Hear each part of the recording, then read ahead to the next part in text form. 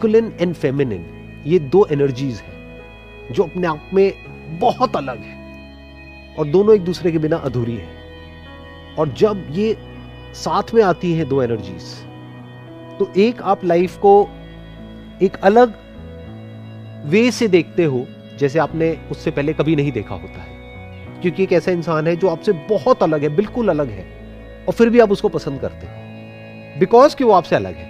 नहीं तो अगर आपके जैसे कोई साथ में आ जाए तो आप बोर हो जाओगे 2 दिन में। बट अगर इसको और एक लेवल आगे लेकर के जाना है तो आपने सुना होगा शिव शक्ति। इसकी मीनिंग को ध्यान से समझना होगा। स्पिरिचुअलिटी जिसको हम स्पिरिचुअलिटी समझते हैं वो एक्चुअल में स्पिरिचुअलिटी नहीं है।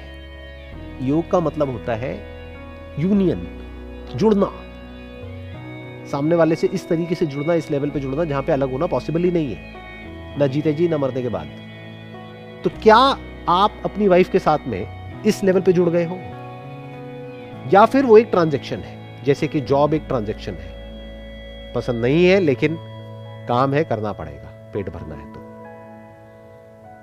तो पसंद नहीं है सामने वाला इंसान, लेकिन शादी हो गई, बच्चे हो गए हैं, तब साथ रहना पड़ेगा। क्या वो एक ट्रांजैक्शन है, या फिर इट इज समथिंग मोर?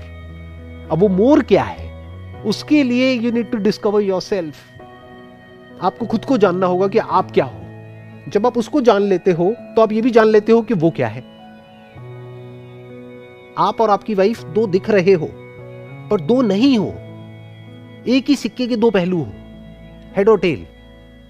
मतलब मैं और तू सिर्फ कहने के लिए है, एक्चुअल में मैं और तू कहीं भी नहीं है। जैसे शिव और शक्ति सिर्फ कहने के लिए है, दोनों एक ही है और इनसेपरेबल है। तो अगर इस सच को आप देख लेते हो तो अब आप दोनों दो रहे ही नहीं, एक ही हो गए। ये मैरिज का एक्चुअल में एक डीपर मीनिंग है जिसको हमको समझना है। This is like a communion of two separate entities जो एक्चुअल में सेपरेट नहीं है, लेकिन सिर्फ माइंड के लेवल पे सेपरेट है। लेकिन अगर माइंड के लेवल पे भी वो सेपरेशन मिट जाता है तो जो बचा रह जाता है उसको प्यार कहते हैं।